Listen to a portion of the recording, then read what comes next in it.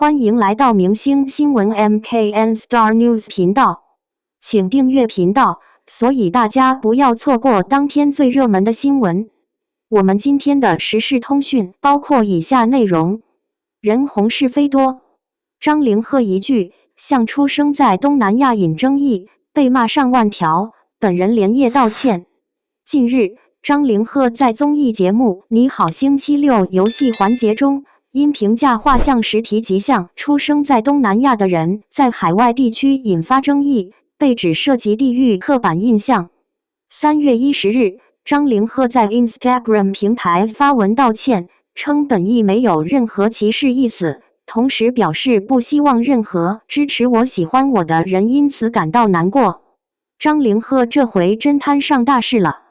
就因為在《你好星期六》裡隨口說了句感覺像出生在東南亞，直接被海外網友罵上熱搜。Instagram 評論區一夜之間淪陷，上萬條罵聲刷屏。更絕的是，他那個中英雙語道歉聲明，居然只發在評論區，連個正式帖子都不敢發，被東南亞粉絲狂噴敷衍沒誠意。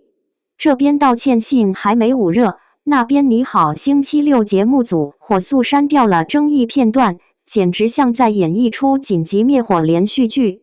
可最魔幻的是，他主演的新劇《逐玉》正爆得不行，騰訊熱度衝到26519，愛奇藝7901，雙平台斷層登頂，雲包場秒速售罄。一邊是海外抵制聲浪，一邊是國內劇集爆紅，這冰火兩重天的場面，看得人目瞪口呆。事情的從3月6號那期《你好星期六》說起，張凌赫和田曦薇為了宣傳新劇《逐玉》上節目玩遊戲，環節是互相畫肖像。田曦薇畫的那張抽象畫，頭髮亂糟糟的，張凌赫接過來一看，脫口就說：“我感覺這畫裡的人像出生在東南亞。”雙引號，怕大家沒 get 到，他還補了句像楊迪。現場嘉賓都笑了，覺得就是個綜藝效果，誰也沒當回事。可這段視頻被人截下來轉到外網，味道就全變了。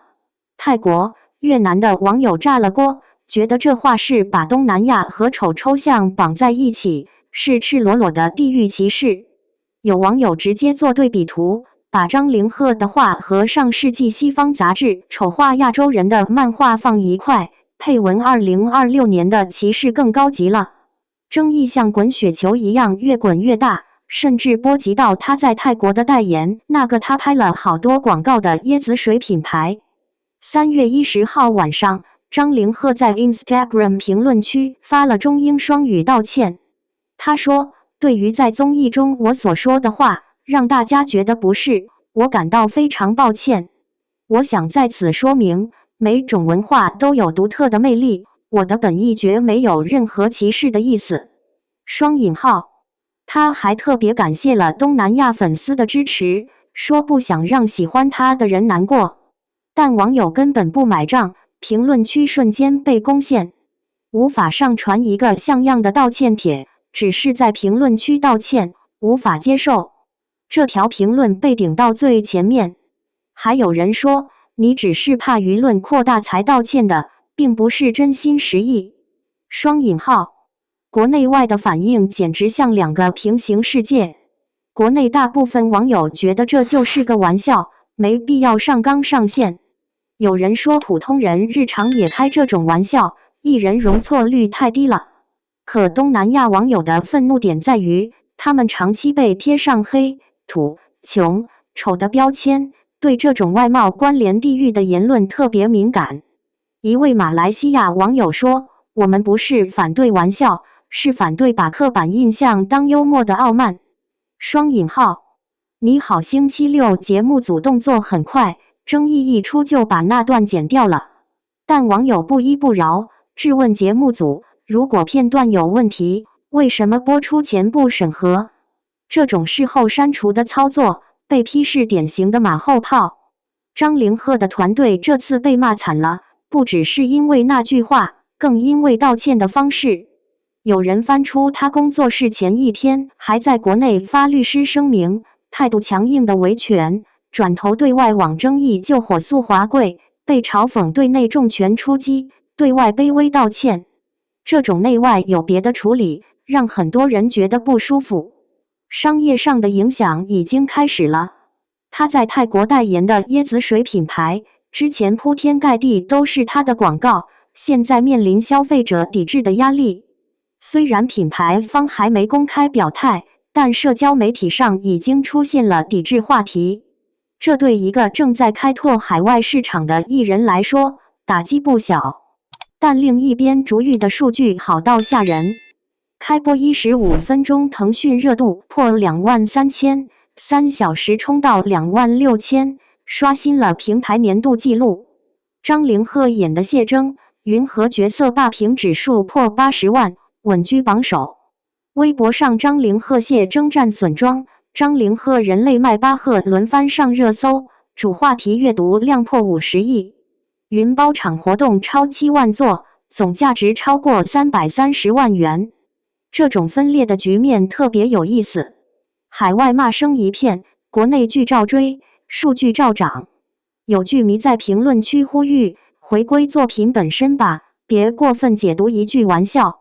但也有人指出，這不是張凌赫第一次踩雷了。之前38婦女節他說女神節，也被批矮化婦女節意義。律師出來說話了，說從法律層面看，這言論沒直接侮辱特定群體，定性為歧視有點過度解讀。可法律歸法律，情感歸情感。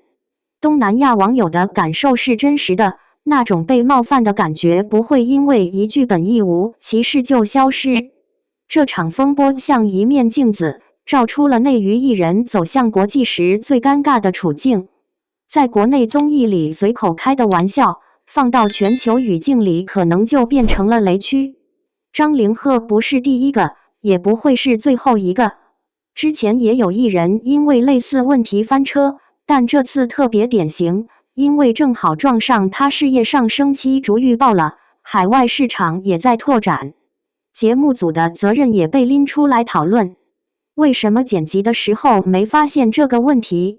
為什麼等鬧大了才刪片段？有業內人士分析，綜藝製作團隊對東南亞這種詞在國內的語境太習慣了，覺得就是普通的地域梗，根本沒想到海外會這麼敏感。這種認知差距暴露了內娛內容出海時的短板。張凌赫的道歉聲明下面有一條評論被點讚很多次，當東南亞需要道歉時，恰說明我們仍未擺脫隱形的等級觀念。這句話挺狠的，直接戳到了更深層的東西，不是簡單的對錯問題，而是文化認知裡的那些隱形偏見。現在的情況是，道歉發了，片段刪了，但爭議沒停。竹玉還在熱播，數據一天比一天好看。張凌赫的海外形象受損，國內事業卻好像沒受太大影響。這種割裂感，可能才是這件事最值得琢磨的地方。